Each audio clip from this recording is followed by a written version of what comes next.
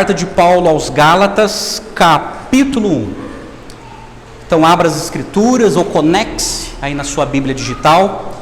Eu quero meditar com vocês nesse texto tão precioso que Paulo, o apóstolo Paulo, escreveu. Eu quero compartilhar com vocês a riqueza desse texto, em que Paulo defende o Evangelho. Gálatas capítulo 1, eu quero fazer uma leitura, uma exposição do verso 6 ao 12. A carta de Paulo, capítulo 1, versos de 6 ao 12. E hoje estarei falando sobre a defesa do Evangelho. Do verso de 1 a 5, Paulo falou sobre o seu apostolado. Ali no prefácio dessa carta, ele já fala da sua autoridade apostólica, e ele falou do conteúdo do Evangelho. E agora, do verso 6 ao 12, ele vai defender o Evangelho que ele ensinou. E você verá que o Evangelho de Cristo, que foi revelado a Paulo, é o Evangelho que nós precisamos preservar hoje. E Gálatas capítulo 1, verso de 6 até o 12, acompanhe comigo a leitura da Escritura. Estou muito surpreso em ver que vocês estão passando tão depressa daquele que o chamou na graça de Cristo para outro evangelho, o qual na verdade não é outro. Porém, há alguns que estão perturbando vocês e querem perverter o evangelho de Cristo. Mas ainda que nós, ou mesmo um anjo vindo do céu, pregue a vocês um evangelho diferente daquele que temos pregado, que esse seja anátema. Como já dissemos, e agora repito, se alguém está pregando a vocês um outro evangelho daquele que já receberam, que esse seja anátema. Por acaso eu procuro agora o favor das pessoas ou o favor de Deus? Ou procuro agradar pessoas? Se ainda estivesse procurando agradar pessoas, eu não seria servo de Cristo. Mas informo a vocês, irmãos, que o Evangelho por mim anunciado não é mensagem humana, porque eu não o recebi de ser humano algum, nem me foi ensinado, mas eu o recebi mediante revelação de Jesus Cristo. Até aqui. Vamos orar mais uma vez? Pai, é com temor que nós estamos diante da Tua presença, ó Pai. Nós estamos diante da Tua palavra. Eis aqui a Tua palavra, ó Pai, mais sublime de que qualquer literatura que venha existir nesse mundo. É a Tua santa palavra. Fala ao nosso coração, ó Deus, e à nossa mente, através das Escrituras. E Pai, que o Espírito Santo possa iluminar nossa mente para entender a revelação da palavra do Senhor. E que o Espírito Santo, Pai, possa ministrar a cada coração dos meus irmãos que estão aqui e daqueles que estão me assistindo nesse momento. Nós oramos agradecidos, ó Deus, pelo privilégio de ouvir a Tua palavra. E nós nos submetemos à Tua palavra. Em nome de Jesus. Amém e amém. Amados, carta de Paulo aos Gálatas. Paulo que escreveu essa carta, essa epístola. Segundo os estudiosos, nós estamos aqui diante de um livro, um dos mais velhos do Novo Testamento. Gálatas, assim advogam, que é o primeiro livro, primeira carta escrito por Paulo, assim como Tiago também, é um livro também bem antigo. E o autor dessa carta é o próprio apóstolo Paulo. Nós vimos domingo passado as evidências internas e externas sobre a autoria dessa carta. E essa carta aponta para o estilo literário de Paulo. Agora, qual foi o propósito? Por que Paulo gastou tempo escrevendo essa carta? Eu quero apresentar para vocês alguns propósitos. Foi auxiliar os cristãos da Galácia a resistir aos falsos mestres que pregavam que só era salvo quem acrescentava a fé em Cristo ao mérito humano da obediência da lei. Qual era o problema? Paulo, ele escreveu aos Gálatas. A Galácia era uma região em que Paulo e Barnabé haviam plantado várias igrejas cristãs. Qual foi o problema? Paulo, ele pregou o evangelho da graça nessa região da Galácia, mas quando eles foram embora, eles receberam as visitas dos missionários judaizantes que vieram de Jerusalém. E qual foi o problema? Esses missionários, eles chegaram nas igrejas da Galácia e falaram assim: olha, foi Paulo que pregou aqui para vocês? Olha, eu não quero falar mal do pastor de vocês não, mas você sabia que ele não andou com os 12? E outra, vocês sabiam que além de vocês acreditarem em Jesus, e isso é bom, é meio caminho andado, mas vocês sabiam que vocês precisam obedecer à lei de Moisés, principalmente a circuncisão. O que era a circuncisão, gente? A circuncisão foi um pacto que Deus fez a Abraão no Antigo Testamento. E esse pacto tinha que ser anunciado e praticado em todo o povo de Israel. O problema é que os Gálatas, eles não eram judeus, eles eram gentios, eles eram estrangeiros. E Jesus ensinou para eles que nós somos salvos pela graça mediante a fé. E os judaizantes estavam dizendo: não, vocês são salvos pela graça mediante a fé, mas obedecer às obras da lei.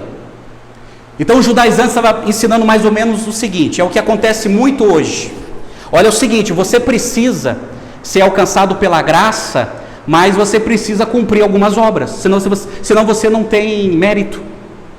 Então é a graça mais as obras. Aí Paulo, sabendo disso e muito aborrecido, inspirado pelo Espírito Santo, ele escreve essa carta. Essa carta é uma carta de correção para as igrejas da Galácia, desmontando e desmistificando esse evangelho falso. Esse evangelho que é o seguinte: olha, nós somos pela graça, mas também nós precisamos praticar boas obras para sermos salvos. E Paulo disse: não, esse não é o evangelho de Jesus que eu ensinei para vocês. Então, esse é o propósito, de maneira básica, que eu estou passando para vocês, sobre o porquê Paulo gastou tempo escrevendo essa carta. Os estudiosos dizem que ele escreveu essa carta entre o ano 49 até o ano 55 depois de Cristo, mas nós vimos domingo passado que provavelmente foi mais ou menos no ano 49 e 50, porque Paulo, quando escreveu essa carta, ele não menciona a decisão que eles tomaram em Atos capítulo 15, no concílio de Jerusalém. E qual era a pauta do concílio de Jerusalém? Todos os apóstolos se reuniram para discutir o seguinte tema: nós precisamos alcançar os estrangeiros. Só que os estrangeiros, eles não são obrigados a cumprir a circuncisão, a cumprir as leis de Moisés. Eles precisam conhecer a graça de Cristo, e isso é suficiente para que eles sejam perdoados. O problema é que tinha muitos judeus que se converteram à fé cristã, que estavam ensinando outras pessoas a graça de Cristo mais as obras da lei. Aí aquele concílio tomou a seguinte decisão: não, os estrangeiros precisam conhecer a graça de Cristo, e nós não somos obrigados a ensiná-los a circuncidarem, a guardar as leis, as festas religiosas judaicas. Eles estão livres disso, porque a graça de Cristo é suficiente para salvá-los. Bom, essa decisão foi deliberada, a comissão foi organizada, e esse é o documento que foi levado para as igrejas. Aí os estudiosos dizem que, como Paulo não fez citação dessa reunião, com certeza Gálatas foi escrito antes dessa reunião. Então, por exemplo, talvez foi do ano 50 ou ano 49. Gente, quais são as verdades fundamentais dessa carta? Quando você lê essa carta, vocês encontrarão algumas verdades. Por exemplo, a justificação diante de Deus ocorre exclusivamente pela fé. E eu vou estar explicando para você sobre isso, que nós somos perdoados por Deus, justificados por Deus, exclusivamente e somente pela fé, e não pelas obras que eu pratico. A santificação na vida diária é operada pela fé por meio do Espírito Santo. É o Espírito Santo que nos ajuda a ter uma vida santificada. Essa carta ensina que podemos confiar na mensagem de Paulo de que a salvação é pela fé e não depende das obras. Vocês verão que essa carta, ela desmonta qualquer mérito humano. Qualquer presunção humana que alguém venha bater no peito, venha dizer assim, olha, é o seguinte, eu pertenço a Deus porque eu faço isso. Por causa disso, eu vou para o céu. Paulo fala, não, nós não somos salvos porque a gente cumpre uma regra ritualística religiosa. Essa carta nos mostra que o evangelho da salvação pela fé é ensinado ao longo de toda a Escritura. Aquilo que Paulo ensinou não é nenhuma novidade. Essa carta nos ensina que o legalismo nos faz desviar de Cristo e nos leva ao fracasso e ao julgamento. O que é legalismo? Legalismo são regras humanas a partir de textos mal interpretados que são colocados como um fardo nos ombros das pessoas. Esse é o legalismo. Essa carta fala sobre libertar-se do legalismo e fala sobre a liberdade de viver para Cristo por meio do Espírito Santo. Essa carta fala sobre a liberdade que nós temos em Jesus.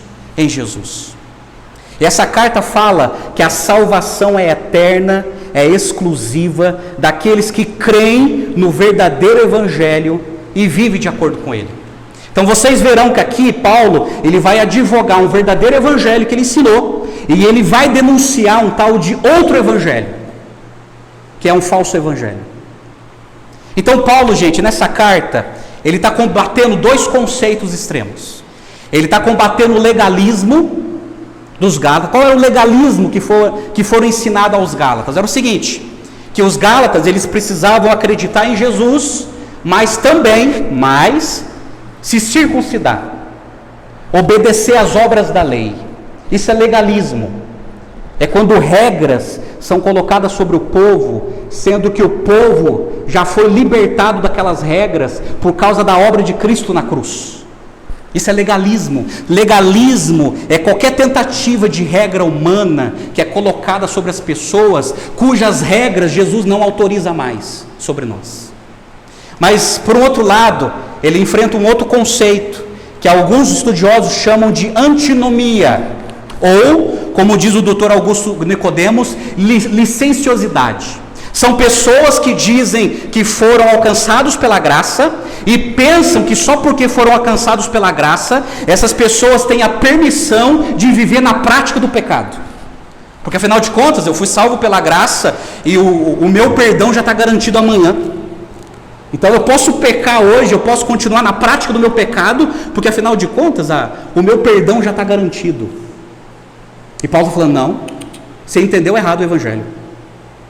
Que a maior evidência que nós somos alcançados pelo Evangelho é a nossa vida. Então aqui Paulo está enfrentando dois conceitos extremos, que está aí na cabeça do povo, gente, ainda hoje. O legalismo, a religião cheia de regras opressoras, que mais maltratam as pessoas do que as promovem, e a antinomia, a licenciosidade, pessoas que dizem que seguem a Jesus, mas vivem na prática do pecado. Esses dois extremos, Paulo, ele reprova na sua carta, e ele advoga o seguinte, que nós somos livres em Cristo. A nossa liberdade está em Jesus. Nós fomos livres da escravidão do pecado. Nós fomos livres das regras religiosas que um dia nos ensinaram. Nós somos livres em Cristo. Interessante que um certo estudioso, ele pegando a carta de Paulo, ele dividiu da seguinte maneira. Capítulo 1 e 2 fala o apóstolo da liberdade. Capítulo 3 e 4 fala sobre a doutrina da liberdade. E capítulo 5 e 6 fala sobre a vida de liberdade. Bom, diante dessas considerações, dessa introdução, eu quero chamar sua atenção para a exposição do texto que eu li. Verso de 6 a 12, porque aqui Paulo ele vai fazer uma defesa do evangelho que ele aprendeu com Jesus e que ele ensinou aos cristãos da Galácia. Então, do verso de 1 a 5, ele defende o apostolado dele, que estava sendo negado. E aí, de maneira resumida, ele fala sobre o evangelho. Agora, do verso de 6 a 12, ele faz uma defesa mais profunda do evangelho que ele ensinava. Aí, meus amados, diante dessa exposição, nós teremos a oportunidade de saber se realmente nós conhecemos o evangelho. Ou nós conhecemos o verdadeiro evangelho de Jesus, ou nos ensinar um outro evangelho, que não é de Jesus. É aqui que Paulo está combatendo. Ele está combatendo um outro evangelho que não tem nada a ver com Deus, que não tem nada a ver com Jesus, que não tem nada a ver com o Espírito Santo, e que é fruto da imaginação da cabeça das pessoas. Que é o evangelho que não leva para o céu, mas que deixa as pessoas ainda escravizadas em seus pecados e delitos. Então, eu quero chamar a sua atenção para o verso 6. Mantenha a sua Bíblia aberta, sua Bíblia ligada, e vai acompanhando aquilo que eu vou te ensinar. No verso 6 diz assim: estou muito surpreso em ver que vocês estão passando tão depressa daquele que o chamou na graça de Cristo para outro evangelho. O primeiro ponto que Paulo está trabalhando aqui é o abandono do evangelho. Os cristãos gálatas abandonaram o evangelho que Paulo tinha ensinado. E no verso 6, nós vemos o espanto do apóstolo Paulo. Olha a expressão que ele usa, segundo a minha tradução: estou muito surpreso. Algumas traduções falam assim: estou admirado. Outras dizem assim: olha, eu estou maravilhado como vocês mudaram de ideia tão rápido. Vocês nem refletiram, vocês nem ponderaram as informações que vocês receberam, vocês foram engolindo aquilo que te ensinaram a vocês. Eu estou espantado. Eu estou espantado com a falta de firmeza que vocês têm na vida e no coração, no que tange as coisas de Deus. Eu estou espantado. Eu também ficaria, gente. Porque Paulo, ele gastou a vida dele ali na região da Galácia, plantando igreja, treinando líderes, pregando o evangelho e organizando a igreja, e de repente recebe um grupo que ensina outra coisa e o povo acredita. O povo não combate, o povo não leva para o diálogo, e passaram a acreditar nos judaizantes. Eu concordo com o pastor John Stott, que ele escreveu assim, abre aspas: Gálatas é a única carta em que não há oração, nem louvor, nem ação de graças, nem elogios. Nessa carta, Paulo não elogia ninguém, como ele fez nas outras cartas. Nem sequer ele faz uma oração, como ele fez em outras cartas. Nem sequer ele dá uma palavra de louvor a Deus. Olha, eu louvo a Deus pela vida de vocês. Ele não tinha motivo para louvar a Deus por causa da inconstância daquele povo. Mas daí Paulo, ele fala da apostasia dos cristãos, o abandono dos cristãos. Por isso que ele escreveu assim, que vocês estão passando tão depressa, vocês nem sequer lutaram pela fé. Interessante que gramaticalmente o verbo que Paulo usa na voz ativa está no tempo presente, indicando claramente que os gálatas estavam em pleno processo de abandono. O verbo que Paulo usa aqui no Novo Testamento grego é um verbo que mostra que aqueles cristãos estavam num processo de abandono, a cada dia abandonando a fé, a cada dia abandonando a fé apostólica. E essa palavra que ele usa significa transferir a fidelidade. Eles deixaram de acreditar no evangelho de Paulo e passaram a acreditar no outro evangelho dos judaizantes. Eles transferiram a fidelidade para a mensagem dos judaizantes. O grande problema é que o abandono à palavra de Deus é o mesmo que abandonar o Deus da palavra. Aqui está o problema, gente, que Paulo está diagnosticando. Abandonar o evangelho de Deus é o mesmo de abandonar o Deus do evangelho. É o mesmo. Deus, ele se revelou através do evangelho.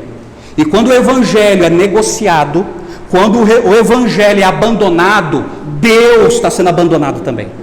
Deus, ele não negocia a sua mensagem. Quando a sua mensagem é adulterada, quando a sua mensagem é jogada fora, Deus também está sendo renunciado na vida das pessoas. É por isso que Paulo fala: olha, eu estou espantado, como vocês estão passando tão depressa. Aí ele diz assim aí no verso 6, daquele que vos chamou na graça de Cristo para outro evangelho. Outro evangelho. Vocês estão acreditando em outro evangelho. Esse outro evangelho é aquele tema polêmico que eles discutiram lá no Concílio de Jerusalém, em Atos 15. Porque em Atos 15, verso 1, está escrito assim: qual foi a pauta? A pauta daquela reunião. Disseram assim: se não vos circuncidartes, segundo o costume de Moisés, não podeis ser salvos. A grande crise que foi resolvida no concílio foi essa. As pessoas não estavam acreditando na obra suficiente de Cristo na cruz.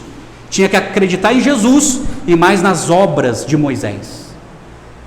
E o grande problema que Paulo identificou foi o seguinte: vocês estão acreditando no outro evangelho que nós já resolvemos em assembleia lá no Concílio de Jerusalém. E vocês, de maneira tão rápida, estão acreditando num outro evangelho. O grande problema é que o outro evangelho não é o evangelho verdadeiro. Amados, o outro evangelho que Paulo está denunciando não é o verdadeiro evangelho. Não é o verdadeiro evangelho. Olha que interessante. Paulo ele usa aqui um trocadilho de palavras para desmascarar o outro evangelho anunciado pelos judaizantes. Olha só, na língua portuguesa, a palavra outro é outro, não é mesmo? No grego não. No grego tem duas palavras se referindo à expressão outro. Por exemplo, a palavra heteros, que é outro de outra substância, é um outro diferente. A palavra heteros, onde vem a palavra hétero, é o outro de outra substância.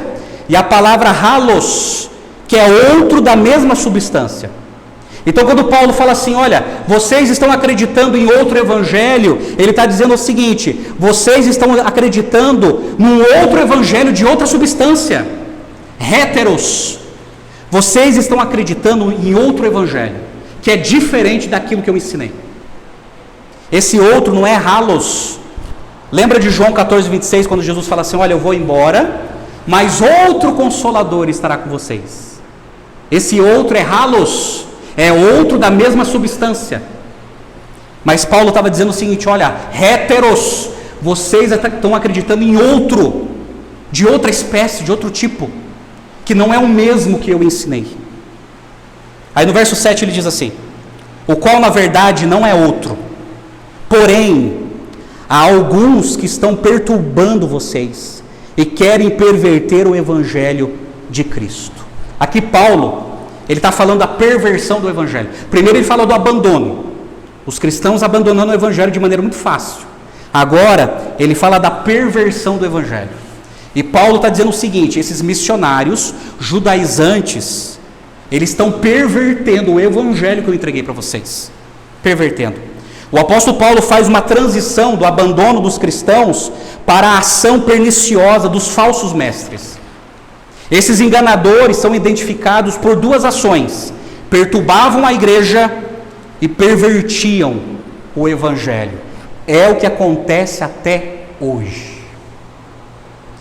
E presta atenção nessas duas ações. Os falsos mestres perturbavam a igreja. Por isso que Paulo escreveu assim: há alguns que estão perturbando vocês. Perturbando. Gente, um falso evangelho perturba os cristãos. Um falso evangelho provoca confusão intelectual na cabeça das pessoas. Na cabeça das pessoas. Eu concordo com o pastor John Stott quando ele diz assim, abre aspas, falsificar o evangelho resulta sempre na perturbação da igreja. Não se pode mexer no evangelho e deixar a igreja intacta, pois esta é criada pelo evangelho e vive por ele. Quando o evangelho é falsificado, isso perturba a igreja de tal maneira, gente, que igrejas racham, igrejas fecham as portas, ou igrejas deixam de ser igrejas. Vira outra coisa sem ser igreja. Vira outra coisa que você quer colocar o nome. Circo, casa de show, menos igreja. Casa de contador de piada, assim vai. Menos igreja. O verbo que Paulo usa aqui significa agitar. Perturbar significa agitar. Os judaizantes estavam agitando a cabeça das pessoas com o falso evangelho. O problema é que os falsos mestres pervertiam o evangelho. Por isso que Paulo fala, e querem perverter o evangelho de Cristo. Então, gente, um falso evangelho, ele perturba a igreja e perverte a mensagem, que é o evangelho de Jesus. Mais uma vez, John Stott ele comenta dizendo o seguinte, que a mensagem dos falsos mestres não era um evangelho alternativo, era um evangelho pervertido. Não existe evangelho alternativo, gente. Não existe um evangelho alternativo para uma sociedade alternativa e moderna. O evangelho é evangelho. Qualquer proposta é um outro evangelho, que passa a ser pervertido, segundo a satisfação das pessoas. E Paulo está falando, olha, isso perturba e isso perverte. Eu não acredito que vocês estão acreditando nisso. Eu não acredito que eu gastei horas e horas discipulando vocês para resultar nisso. Vocês abandonaram o verdadeiro evangelho. Ô, gente, como isso dói. Eu já passei por isso como pastor. Gente, que eu passei 1 ano, 2 anos, 3 anos, de repente, a pessoa escolheu seguir falsos profetas, falsos apóstolos, falsos mestres, que pregam um outro evangelho que não tem nada a ver com aquilo que eu ensinei. Mas olha só, o que mais choca é o que Paulo escreveu a partir do verso 8. Olha o verso 8 na sua Bíblia. Paulo escreveu assim, mas, ainda que nós, ou mesmo um anjo vindo do céu, vos pregue um outro evangelho, daquele que temos pregado, que esse seja anátema, como já dissemos e agora repito, se alguém está pregando a vocês um evangelho diferente daquele que já receberam, que seja anátema. Agora olha só, Paulo está defendendo a singularidade do evangelho. Ele falou do abandono, ele falou da perversão, agora ele está falando da singularidade do evangelho, da singularidade. E Paulo ele destaca aqui 2 pontos, alguns. O evangelho é maior do que os apóstolos, porque Paulo ele se coloca, ele está dizendo assim, olha só no verso 8, mas ainda que nós, eu, Paulo, Pedro, Tiago, João, Bartolomeu, ainda que nós venhamos e venhamos a pregar um evangelho que não é de Cristo, que seja anátema. Sabe o que Paulo está dizendo? O evangelho é maior do que o apóstolo, e a mensagem é maior do que o mensageiro. Está aqui, meus amados. Não adianta performance, não adianta grande personalidade. A parte principal da mensagem não é o mensageiro, é a mensagem. Não adianta ter boa oratória, não adianta fazer o povo dar risada, não adianta captar a atração das pessoas de maneira muito fácil. A parte principal da mensagem cristã não é o mensageiro, é a mensagem, é a palavra. E Paulo está dizendo assim, olha, mesmo que nós, que fomos chamados por Jesus, se a gente ensinar outra coisa, que Jesus não autorizou, seja anátema. A palavra anátema é maldito. Essa palavra tem 2 significados. Maldito no sentido que a pessoa está ensinando uma maldição, a pessoa é um maldito porque está pervertendo algo que não é dele, e as pessoas que estão recebendo estão sendo amaldiçoadas. Esse é o problema do outro evangelho, gente. Esse é o problema. Aí Paulo ele se coloca, ó, se nós, ele está mostrando o seguinte, a mensagem do evangelho é maior do que qualquer apóstolo, de qualquer mensageiro. É por isso que certa vez um estudioso do Novo Testamento, ele foi oportuno quando ele alerta, quando ele disse assim, abre aspas, nos tempos modernos tem havido uma forte tendência no sentido de confundir as personalidades com o conteúdo do evangelho. Mas a inclusão do próprio Paulo, ou mesmo de um anjo na possibilidade de um anátema, torna indisputavelmente clara a superioridade da mensagem sobre o mensageiro. Paulo está ensinando o seguinte, o que é mais importante na pregação? É a palavra e não o mensageiro. Porque a palavra, o evangelho está acima do pregador, está acima do mensageiro, está acima. Por isso que Paulo fala, mesmo que nós, se a gente cometer esse erro, que seja maldito, eu estou amaldiçoando vocês. Eu estou trazendo uma maldição para a vida de vocês, porque eu estou ensinando algo que Jesus não autorizou. Mas Paulo, ele destaca também que o evangelho é maior do que os anjos. Olha o verso 8, mas ainda que nós, e se um anjo do céu descer e te anunciar um outro evangelho, é maldição. Aqui Paulo, ele está saindo do ordinário e passando para o extraordinário. Ele está passando para a situação regular, para uma situação fantástica, mesmo se você receber a visita de um anjo, e se anunciar para você um outro evangelho, você está diante de uma maldição, e não do verdadeiro evangelho. Paulo está dizendo. E gente, isso é tão perigoso, que existem duas religiões no mundo que começaram a partir de uma revelação de anjo, que não é o evangelho de Jesus. Esse que é o problema. Mas começou religiões que começaram a partir da visita de um anjo, e o anjo revelou uma outra mensagem que não é de Jesus. Aí se tem outra literatura, se tem outros conceitos, se tem outros dogmas que não são aquilo que Jesus ensinou. Sabe o que Paulo está dizendo? Está sob maldição. Porque mesmo se um anjo descer e anunciar um outro evangelho, é anátema, é maldição.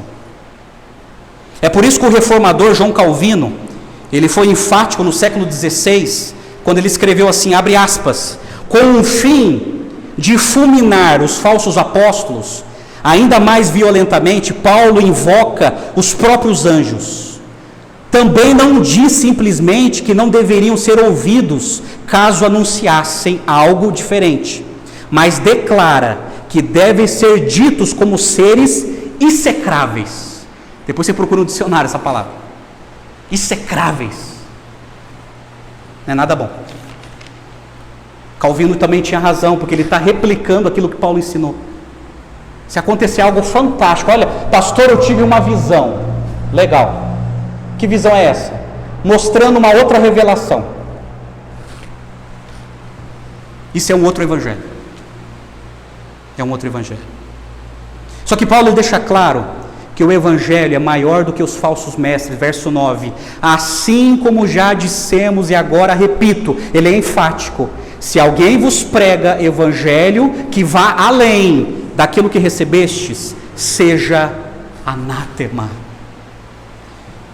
Paulo, ele fala, ele repete, ele é enfático, ele é retundante, ele quer abrir a cabeça dos Gálatas e dizer o seguinte, olha a besteira que vocês fizeram. Porque se eu ensinar coisa errada, ou se um anjo descer para vocês ensinar coisa errada, isso é maldição, meus filhos. É maldição. Não vem de Deus. O problema é que o ponto que Paulo destaca, o evangelho, olha como isso aqui é importante. O evangelho pregado e recebido traz bênção, mas o evangelho adulterado gera maldição.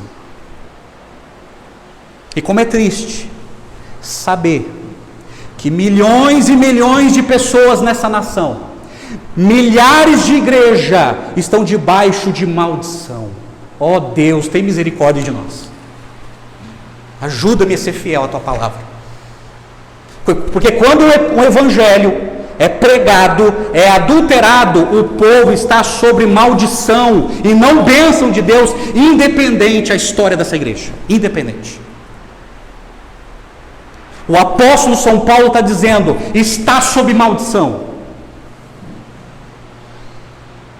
A maldição é para quem prega, quem ensina.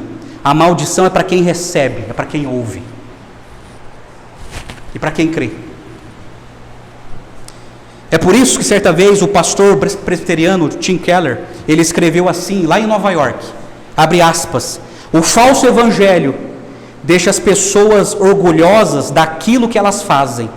Já o evangelho verdadeiro as deixa orgulhosas daquilo que Jesus fez. Sim? Qual era o falso evangelho que os judaizantes estavam ensinando? Olha o seguinte: você é salvo pela graça, mas você precisa fazer a sua parte. Você precisa cumprir as obras da lei. Isso torna as pessoas orgulhosas, porque pensam que merecem alguma coisa. Mas o evangelho verdadeiro nos deixa orgulhosos daquilo que Jesus fez por nós, lá na cruz. Eu sou salvo não por aquilo que eu fiz, eu sou salvo por aquilo que fizeram por mim. Eu sou um miserável pecador e um Deus santo se encarnou, morreu na cruz para me salvar. Louvado seja Ele. Não é por mim, é por Ele. Esse é o evangelho de Jesus. Mas os judaizantes não, tem concessão. Deus fez a parte deles, tem que fazer a sua parte também. Obras. Sendo que as obras não justificam ninguém. As obras não retiram o pecado de ninguém. Aí, gente, no verso 10, Paulo ele muda de assunto. Ele diz assim: por acaso eu procuro agora o favor das pessoas ou o favor de Deus? É uma pergunta retórica. Ou procura agradar pessoas? Se ainda estivesse procurando agradar pessoas, eu não seria servo de Cristo. Aqui Paulo está falando da motivação do evangelho. Por quê, gente? Paulo estava sendo criticado. Sabe o que estavam falando de Paulo? Que Paulo, ele era um apóstolo fraco, que estava adulterando o evangelho para atrair mais pessoas. Aí Paulo fala assim: você acha que eu estou procurando isso para a minha vida? Você acha que eu estou procurando o favor das pessoas? Você acha que aquilo que eu estou ensinando é para agradar pessoas? Eu quero dizer uma coisa para você: se fosse para eu passar a minha vida agradando pessoas, eu não posso ser servo de Cristo. Então ele está falando da motivação dele. Qual é a motivação dele? A motivação dele é obedecer a Jesus, independente de ibope, independente se vai encher a igreja, independente se isso vai o promover, independente. Porque aqueles que querem ser servos de Cristo não podem se apoiar através dos elogios das pessoas ou com a aceitação das pessoas. Não tem como. Então ele fala da a motivação dele. Os mestres judaizantes atacaram a motivação de Paulo, e dizendo que Paulo queria atrair pessoas, diziam que Paulo diminuía as exigências do evangelho para alcançar o favor dos homens, afirmavam que o apóstolo desobrigava os cristãos gentios para se circuncidarem para agradar as pessoas. Paulo não se intimidou diante desse ataque, e ele dá uma resposta imediata. Olha que interessante a resposta dele. Primeiro, Paulo não negociou a verdade para procurar o favor dos homens. Olha o verso 10. Ele falou assim: porventura procuro eu agora o favor dos homens ou de Deus? Paulo não fez, gente, olha só, Paulo não fez do seu ministério uma plataforma de relações públicas. Ele não estava preocupado com popularidade, o que as pessoas iam pensar dele. Paulo, ele era um arauto e não um bajulador. Paulo não estava na igreja para bajular o pecado das pessoas, ou aquilo que as pessoas pensam. Ele era um arauto, ele precisava, ele devia compartilhar o evangelho de Jesus. Paulo jamais negociou a sua fé e jamais vendeu a sua consciência para ganhar alguma vantagem pessoal. Jamais. Ele não negociou a fé dele para dar bem na vida. Ele não negociou seus princípios para ganhar benefícios desse mundo. Paulo não adulterava a mensagem para ganhar a atenção das pessoas. Paulo, ele não adulterava a mensagem para ganhar aceitação. Paulo não subtraía a verdade para atrair as pessoas. Ele não subtraía a verdade, porque, olha, eu não vou pregar isso aqui não, porque vai chocar. Eu não vou pregar isso aqui não, porque senão as pessoas vão ficar contrariadas. Paulo não pensava assim. Ele pregava com muito amor, mas com muita verdade. Paulo era um apóstolo e não um apóstata. Sabe o que é um apóstata? É o pregador que prega aquilo que o povo quer ouvir. É o efeito cliente. O que você deseja? O que você deseja ouvir hoje? É o efeito Ibope. O pastor é um vendedor, o púlpito é um balcão, a igreja é um mercado e o evangelho é um produto. O que você quer? O que você gostaria? Paulo não. Eu não faço isso com a verdade de Deus. doa a quem doer. O remédio é amargo, mas vai trazer cura para a sua alma. Paulo era um pregador da verdade e não um vendedor de ilusões. Gente, está cheio de pregador, vendedor de sonhos, de ilusões. Está cheio. Ele era um pregador da verdade, sem produzir ilusão na cabeça das pessoas. Por isso Paulo escreveu em 2 Coríntios 2,17, ouça o que ele escreveu.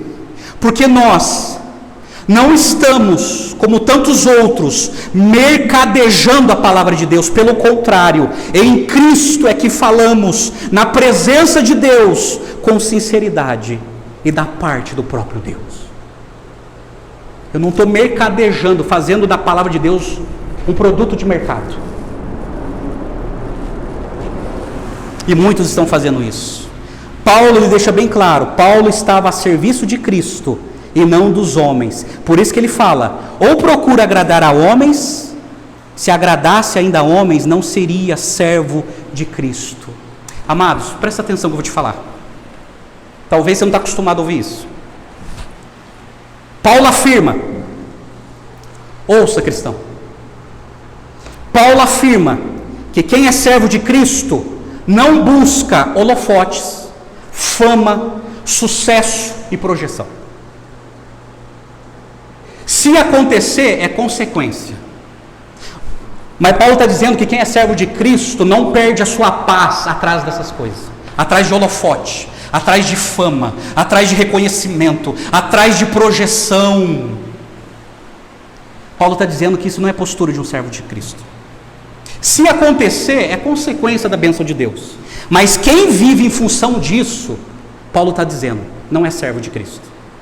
É servo das suas crises emocionais para ter isso. Ou é servo das propagandas desse mundo para poder se inserir nesse mundo. Mas não é servo de Cristo.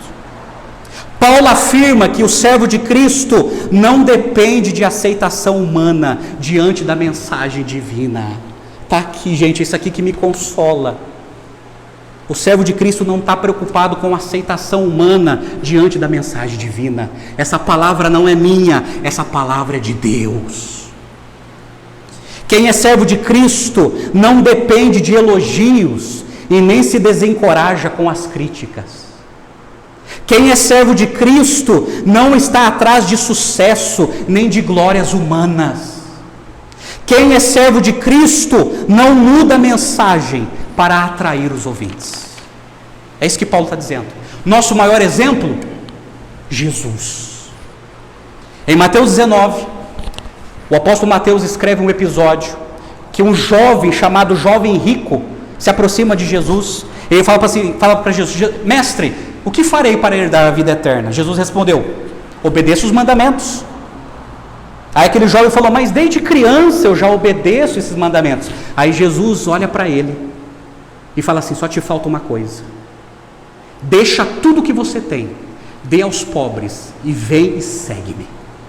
Ele falou isso não que ter dinheiro seja um problema. O problema é amar o dinheiro, é viver em função de escravidão pelo dinheiro. E Jesus viu a situação daquele jovem. Aquele jovem era rico e escravo do próprio dinheiro. E diz a Bíblia que ele virou as costas para Jesus e foi embora, contrariado. A mensagem de Jesus não foi nada agradável. O convite de Jesus não foi nada agradável. Sabe por quê? Porque Jesus, ele nunca subtraiu a verdade para bajular alguém. João capítulo 6, Jesus está diante de uma multidão. E ele está multiplicando pão e peixe, pão e peixe. Uma multidão começa a comer pão e peixe. E Jesus aproveita aquela multidão, ele prega um sermão. Tema do sermão, o pão da vida. E a aplicação do sermão era o seguinte, olha, aquele que não comer da minha carne não tem pacto comigo. E não tem pacto com Deus. Diz João capítulo 6, que a multidão com a barriga cheia começou a ir embora. Começou a ir embora. A multidão foi diminuindo. A multidão foi diminuindo, só ficou os 12 apóstolos. Aí Jesus vira para os apóstolos e diz assim, vocês querem ir embora também? Pode ir. Aí Jesus toma a palavra e fala assim, para onde nós iremos? Só tu tens as palavras de vida eterna. Jesus nunca se preocupou com o ibope, nunca se preocupou com popularidade. Todo servo de Cristo jamais deve se preocupar com isso também. Aí no verso 11 ele termina assim: mas informo a vocês, irmãos, que o evangelho por mim anunciado não é mensagem humana, porque eu não o recebi do ser humano algum, nem me foi ensinado, mas o recebi mediante revelação de Jesus Cristo. Aqui Paulo está falando sobre a origem do evangelho. Sabe o que Paulo está dizendo? Que ele não aprendeu o evangelho por vias humanas. Ninguém ensinou para ele. Nem Ananias, que orou pela cura dele, em Atos 9. Nem por Barnabé, seu parceiro de missão. Nem Pedro, Tiago e João, nenhum dos apóstolos deram um curso para o apóstolo Paulo aprender o evangelho. Paulo falou: olha, o evangelho que eu aprendi não foi através de homens, através de pessoas, mas por revelação de Jesus Cristo. Jesus me ensinou. Em Atos 9 está escrito que quando Paulo foi encontrado por Jesus naquela estrada, e Jesus o converte e o chama, e de alguma forma Jesus ele revela o evangelho para o apóstolo Paulo. E o apóstolo Paulo, como um bom judeu, ele fez toda uma releitura do Antigo Testamento, porque aquele que ele estava perseguindo era o próprio Messias, que ele sempre acreditou que está nas páginas do Antigo Testamento. E ele faz uma releitura, dizendo: olha, esse é o Messias que eu estava perseguindo, ele é o Senhor que eu tanto preciso. E ele fala que a origem do evangelho que ele recebeu não veio de vias humanas, mas veio do próprio Jesus. Por exemplo, Paulo, ele aprendeu o judaísmo aos pés de Gamaliel, que era o maior rabi da época dele. Mas ele deixa bem claro que o evangelho, ele não aprendeu aos pés de ninguém, mas ele aprendeu aos pés do próprio Jesus, por revelação. E essa revelação que ele recebeu, é interessante que essa palavra revelação é a palavra grega apocalipsis, da onde vem a nossa palavra apocalipse, que significa tirar o véu. Tirar o véu. Então Jesus revelou para ele o evangelho. Interessante, gente, que essa palavra tirar o véu, apocalipsis no grego, ela dá a ideia daquela noiva, a noiva que ia para a cerimônia e estava com véu, e só os olhos lindos apareciam, e no ato da cerimônia o noivo tirava o véu para ver a beleza do rosto da noiva. E é essa palavra que Paulo está usando: olha, Jesus, ele mostrou para mim a beleza do evangelho, a beleza do evangelho, e nenhum homem me matriculou e me ensinou, mas o próprio Jesus me revelou essas verdades, amém, gente? O que nós aprendemos com isso? A aplicação. Eu quero te apresentar 4 lições. O que isso tem a ver com a gente? O que isso tem a ver com os dias de hoje? O que tem de prática para a minha vida e para a sua vida? 4 lições. Primeiro, guarde isso aqui: a origem da religião. No mundo só existem 2 religiões, apesar de tantas placas, de tantos dogmas. Só existem 2 religiões no mundo: a religião revelada e a religião inventada. Só 2. Apesar de toda a tradição, apesar de toda a história, apesar de tantas placas, apesar de tantas culturas religiosas, no mundo, diante dos olhos de Deus, só existem 2 religiões: a religião revelada e a religião inventada. Pastor, qual que é a religião revelada? Religião revelada está altamente registrado nas Escrituras, na Bíblia Sagrada, mediante o testemunho dos profetas do Antigo Testamento e do testemunho dos apóstolos do Novo Testamento. A religião revelada está registrada nas Escrituras, na Bíblia Sagrada. Você quer saber sobre a religião revelada segundo Deus? Vá para a Bíblia, estude a Bíblia, leia a Bíblia. Agora, o que é religião inventada? É fruto da imaginação humana. As pessoas, gente, imaginam um Deus, as pessoas fabricam um Deus na cabeça, que não é o Deus da Bíblia, por incrível que pareça. Você quer ver? Muitas pessoas dizem que Deus é amor, é verdade, mas só fica nisso. Só que Deus é santo e justo, e ele não aceita o pecado na vida das pessoas. Então, quando a gente vai para a Bíblia, a gente vê um quadro geral sobre quem é esse Deus. Deus não é só amor, mas também Ele é santidade e justiça. Por isso que Ele não aceita o pecado na nossa vida.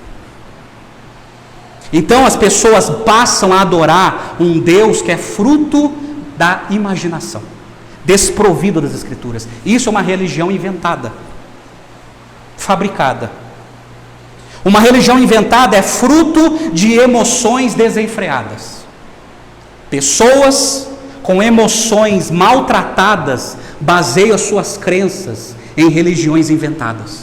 E passa a sentir coisas que o Espírito Santo nunca mostrou, nunca falou, nunca se meteu.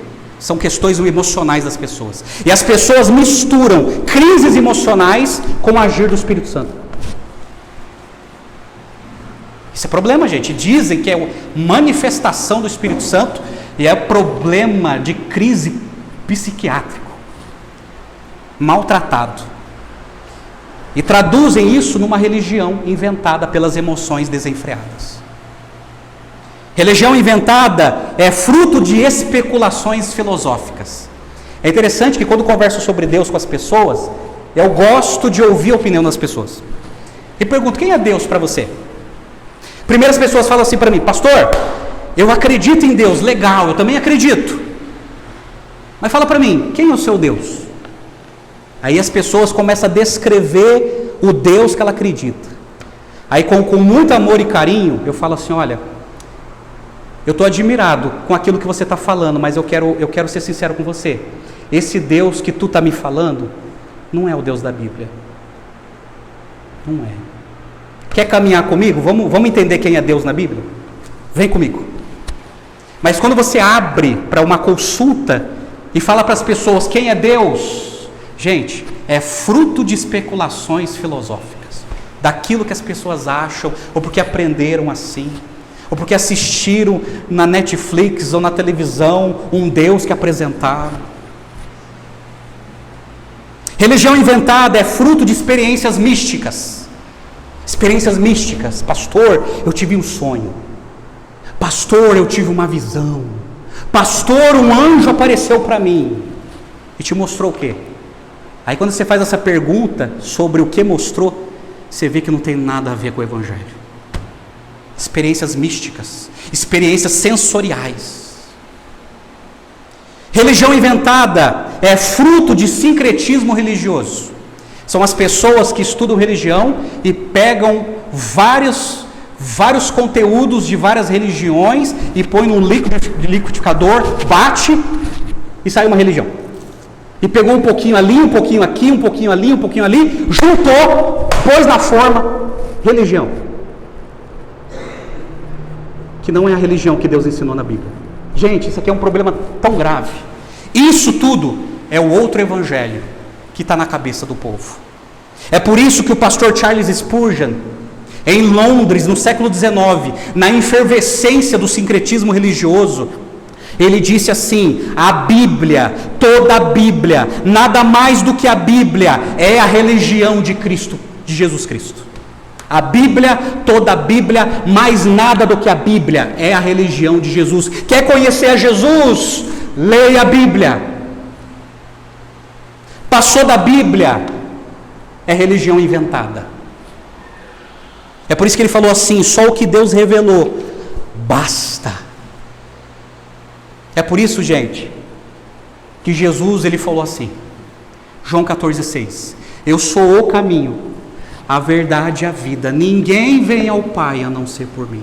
Como que existe vários caminhos, se o próprio Jesus falou que ele é o caminho? Olha o artigo que ele está usando, artigo o, singular. Sabe o que ele está dizendo? Que ele é o único caminho para chegar até Deus.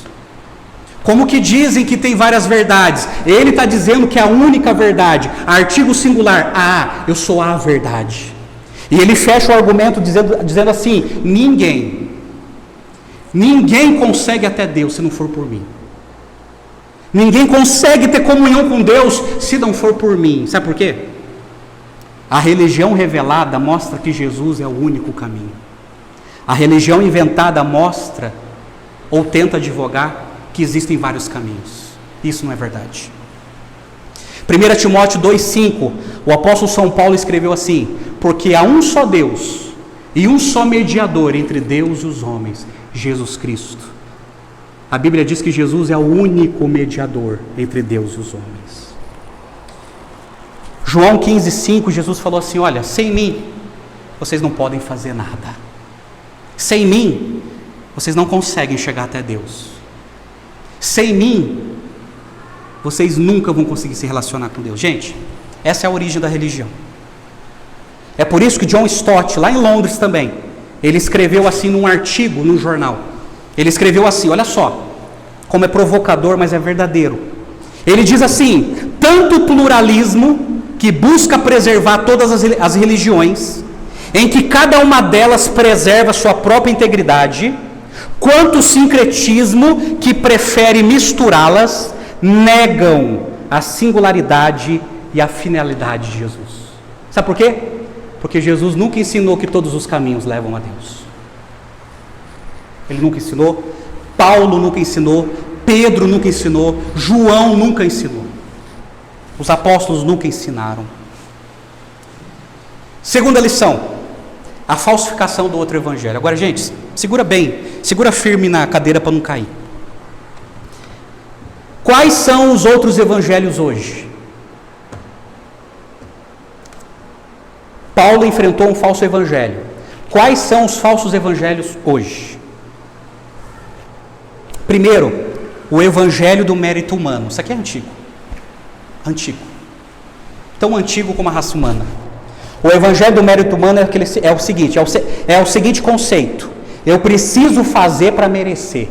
Eu preciso praticar boas obras, porque são as minhas boas obras que vai me salvar, e as minhas boas obras que vai me habilitar a chegar até Deus. É o evangelho do mérito humano. Sabe o que Jesus fez? Ele quebrou esse conceito. Ninguém é perdoado por Deus porque pratica boas obras. Ninguém é perdoado por Deus porque é ético, nunca cometeu um crime. Nós somos perdoados por Deus porque fizeram algo por nós. O que é esse algo? Deus enviou seu Filho para morrer na cruz, como nosso representante, como nosso substituto, levando os nossos pecados e nos dando a salvação e a religação a Deus. Então, um falso evangelho é o evangelho do mérito. Então é o seguinte: eu vou para o céu porque eu fiz isso. Eu vou para o céu porque eu sou caridoso. Eu vou para o céu porque eu sou generoso. Eu vou para o céu porque eu sou religioso. Eu pratico a religião dos meus pais. Por causa disso, eu tenho um terreno lá no céu. Engano. Outro falso evangelho. Aqui eu vou entrar um pouco no nosso arraial, gente. As igrejas conhecidas como evangélicas. Teologia da prosperidade. O que diz a teologia da prosperidade? Vem para Jesus que você vai ficar rico. A maior evidência de que você é um cristão é a sua prosperidade financeira e material. Deixa eu falar uma coisa para você. Deus, Ele prometeu o pão de cada dia. Deus, Ele prometeu suprir as nossas necessidades, mas não as nossas ostentações. Aí não. E esse evangelho ostensivo, materialista, advoga isso. Olha, a maior evidência que você tem em Jesus na vida é a quantidade de dinheiro que você tem, a sua riqueza. Aí você ouve o testemunho dessas igrejas, sabe o que eles falam? Olha, é o seguinte: quando eu cheguei nessa igreja, eu estava quebrado, agora eu tenho 3 empresas, 3 carros, 3 fazendas, não sei o que, por causa dessa igreja e da campanha que eu participei, eu estou próspero. Isso é um falso evangelho. E muita gente está acreditando nesse veneno. Muita gente. Muita igreja está enganando a fé simples das pessoas diante desse falso evangelho. O problema é que um falso evangelho ensinado é o quê? Maldição na vida das pessoas. Aí tem a teologia da miséria, que é um falso evangelho. A teologia da miséria é o seguinte: olha, tudo bem, não pode ter dinheiro, vamos vender tudo que a gente tem, vamos viver igual mendigo, igual moribundo, a gente não pode ter nada. Jesus nunca ensinou isso. Jesus, ele ensina o problema da escravidão, ser escravo do dinheiro, ser escravo das posses, isso é um problema, mas não é um problema tê-los. Jesus nunca ensinou isso, que nós não podemos ter. O problema não é o dinheiro, o problema é o amor ao dinheiro. Outra, o André falou um pouco sobre isso aqui, teologia coach, ou evangelho coach. Nós estamos vivendo na era dos coach, dos treinadores coach, e isso está vindo para as igrejas. E o que ensinam os coaches? Olha, é o seguinte, os coaches não falam da cruz, não falam de pecado, não falam de arrependimento, é a teologia do bem-estar. Você quer ficar bem? Você quer se sentir bem? Você quer se sentir leve? Vem para Jesus. Você quer extravasar? Quer se sentir leve? Vem para Jesus. É teologia coach. Ou, você sabia que você nasceu para ser campeão? Você sabia que você nasceu para ser campeão? Você sabia que dentro de você, você tem que despertar um gigante, porque você é vencedor? Você precisa crer nisso. Teologia coach. Mas sabe o que Jesus fala? Eu tenho vos falado essas coisas, porque em mim vocês terão paz. No mundo vocês terão muitas aflições. Mas tenha bom ânimo, eu venci o mundo. Jesus, ele não ofereceu vida mansa para ninguém. Pelo contrário, ele ofereceu cruz e sofrimento. E nós não nascemos vencedores, nós nascemos pecadores, diz a Bíblia. Nascemos condenados. Ninguém nasce vencedor. Isso é mentira. É um falso evangelho que estão te ensinando ou por literatura, né? Jesus, o maior psicólogo do mundo, ou Jesus, o vendedor de sonhos, e aí vai. Estão psicologizando o evangelho. Isso é um outro evangelho, não é o verdadeiro evangelho. Sincretismo religioso, em que diz que todos os caminhos levam a Deus. Já falei sobre isso. Isso é um outro evangelho, porque Jesus falou: eu sou o caminho. O caminho. Gente, Provérbios 14:12 diz assim: há caminho que ao ser humano parece direito, mas o fim dele conduz à morte. Efésios capítulo 2, verso 8 e 9, diz assim: porque pela graça vocês são salvos mediante a fé, e isso não vem de vocês, é dom de Deus, não vem das obras, para que ninguém se orgulhe. Nós somos salvos pela graça mediante a fé, que é presente de Deus. Sabe o que é graça? É um presente que Deus nos dá sem a gente merecer. E a fé não é nossa, a fé vem também. A fé é a capacidade de crer em Deus. É Deus que abre os nossos olhos para contemplar o quanto Ele é bom. E que Ele me salvou pela sua graça, não por causa das obras que eu pratiquei. Isso é o Evangelho de Jesus. Esse é o Evangelho de Jesus. Mas daí eu termino com a natureza do verdadeiro Evangelho e meu tempo esgotou. Mas olha só. Vou passar como gato em cima de brasa para falar sobre esse assunto. A natureza do verdadeiro evangelho. O evangelho, ele não foi dado por Deus para agradar pessoas. Não veio estabelecer uma religião populista que visa tão somente conquistar os ouvintes e aumentar o número de membros das igrejas. Em vez disso, trata-se de uma revelação de Deus. O evangelho é Deus buscando as pessoas. O evangelho é Deus buscando as pessoas para perdoá-las, para salvá-las, para redimi-las. O evangelho diz respeito a quem é Deus, ao que Ele promete e exige de nós, fala sobre os seus planos, a sua vontade, o seu amor e os seus decretos. O centro do evangelho é Deus e não os homens. Entenda isso. O centro do evangelho não é a necessidade dos homens. O centro do evangelho é o próprio Deus. Então, quando nós conhecemos o evangelho, nós estamos conhecendo quem Deus é. É por isso que Paulo ficou aborrecido. Como que vocês viraram a casaca tão rápido, crendo num outro evangelho falso? O evangelho diz respeito a Deus em primeiro lugar. A nossa felicidade, a nossa satisfação vem a reboque, é subproduto, não é o alvo principal. O evangelho ela não fala sobre como você pode ser feliz ou para você ter uma vida vitoriosa. O Evangelho diz para você o seguinte: esse aqui é Deus. Ele te ama e Ele elaborou um plano para buscar você. Esse é o Evangelho. Agora, o Evangelho não é segredo para uma vida feliz, chaves para uma vida de prosperidade. Não tem nada a ver com o Evangelho. O Evangelho é Deus se revelando ao homem pecador e trazendo ele através da sua graça. Isso é Evangelho. Evangelho é conhecer a Deus. É por isso que Jeremias capítulo 9 verso 23 escreveu assim: assim diz o Senhor, não se glorie o sábio na sua sabedoria, nem o forte na sua força, nem o rico nas suas riquezas, mas aquele que se glorie-se nisso, em me conhecer e saber que eu sou o Senhor, e faço misericórdia, faço juízo, faço justiça na terra, porque dessas coisas me agrado, diz o Senhor. O Evangelho é conhecer a Deus. Conhecer a Deus.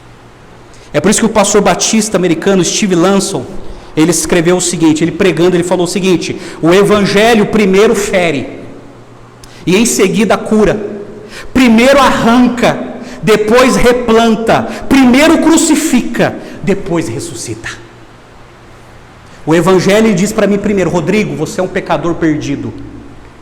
Mas depois ele fala assim: eu tenho uma boa notícia para você. Alguém morreu pelo seu pecado. Jesus. E quarto e último, o nosso comportamento diante do Evangelho. Não espere plena aceitação. Você que é cristão, não espere plena aceitação. Deixa eu falar uma coisa para você. Você vai perder muita coisa na vida por ser de Jesus. Pastor, eu nunca vi nada igual. Eu não estou aqui para te enganar. Você vai perder muita coisa só pelo fato. Só porque você ama Jesus. Não espere popularidade. A tarefa do cristão é agradar a Deus, proclamando a verdade que vem dele, ainda que não seja bem recebido por todos. Eu concordo com o pastor Batista Paul Washer, ele pregando, ele disse assim: gente, olha como é sério. Olha como é sério. Não temos o direito de diminuir a afronta do Evangelho, ou civilizar as suas exigências radicais com o objetivo de fazê-lo mais atrativo a um mundo caído ou a membros carnais da igreja. Eu não tenho esse direito. Porque a partir do momento que eu começo a suavizar a mensagem do Evangelho, eu me torno um falso pastor e começo a pregar um falso Evangelho. Isso é o quê? Maldição na vida das pessoas. E um certo pastor, ele disse o seguinte: o verdadeiro Evangelho é um chamado à autonegação, não um chamado para a autorrealização. Autonegação. É por isso que Jesus falou em Mateus 8,34: se alguém quer vir após a mim, negue-se a si mesmo, tome a sua cruz e siga-me, pois quem quiser salvar a sua vida, a perderá, e quem perder a vida por minha causa e por causa do Evangelho, esse a salvará. Em Mateus 10, verso 32, ele está com seus discípulos, ele envia os seus discípulos, e Jesus fala assim: portanto, todo aquele que me confessar diante dos outros, eu também o confessarei diante de meu Pai que está nos céus, mas aquele que me negar diante das pessoas, eu também o negarei diante de meu Pai que está nos céus. O Evangelho, gente, é seguir a Jesus. E eu termino com 3 perguntas, porque o meu tempo esgotou. Você está tendo contato com outro Evangelho? Que não é de Jesus? Você ouviu hoje. Tem muito Evangelho com cara de religião, mas é uma religião inventada que não tem nada a ver com Jesus. É produto de homens. Será que não chegou? Hoje não é o dia de você renunciar a isso, de uma vez por todas. Renunciar a tradições, que é um outro Evangelho. Renunciar a religiosidades, que é um outro Evangelho. Se não, vem comigo, leia a Bíblia. Leia a Bíblia, e o Espírito Santo vai mostrar para você. Você já conhece o verdadeiro evangelho de Cristo ensinado por Paulo? Você já conhece? O evangelho de Cristo é ensinado e defendido por Paulo. Qual é a sua motivação quando você compartilha o evangelho? Você está preocupado que as pessoas vão pensar de você? Você está com medo de compartilhar? Olha, não fala para ninguém não, todo domingo eu estou indo na igreja batista. Não fala para ninguém. Ou será que você está com medo de falar assim, poxa, eu estou ouvindo de um Jesus que eu nunca ouvi. Nunca ouvi. Eu estou ouvindo de um Jesus que não é esse Jesus representado numa estátua, não é esse Jesus representado nos filmes de Hollywood. Não. Eu estou ouvindo de um Jesus que eu nunca ouvia, que eu nunca ouvi antes. O Jesus que o apóstolo São Paulo ensinou, que o apóstolo São Pedro ensinou, que o apóstolo São Tiago ensinou. Jesus, o único mediador, o único caminho. É esse Jesus que Paulo, com amor, ele diz para os Gálatas: olha, eu estou admirado que vocês se afastaram disso. Eu preguei para vocês o verdadeiro evangelho, eu não acredito que vocês se afastaram disso. Quem sabe é o seu caso, você se afastou como fez os Gálatas. Volte hoje para Jesus. Hoje é dia de voltar para Jesus. Vamos orar? Vamos orar? Pai, tem misericórdia de nós, ó Deus. Sê propício a nós, porque somos pecadores. Perdoa-nos, ó Deus, se muitas vezes passamos a acreditar num outro evangelho que não veio do Senhor. Perdoa-nos, ó Deus. E dai-nos, ó Deus, a graça de conhecer o verdadeiro evangelho, ensinado por Jesus e defendido por Paulo. É esse evangelho que nós queremos. É esse evangelho que salva, que liberta, que perdoa, que redime, que regenera e que transforma. Ó Deus, transforme, Senhor, a vida de cada um aqui e de cada um que está assistindo, através do verdadeiro evangelho do nosso Senhor e Salvador Jesus Cristo. Nós oramos, ó Deus, e o melhor que temos nós entregamos em Tuas mãos, que é a nossa vida. A nossa vida nós entregamos a Ti. E assim oramos, em nome do Senhor Jesus. Amém e amém, Senhor.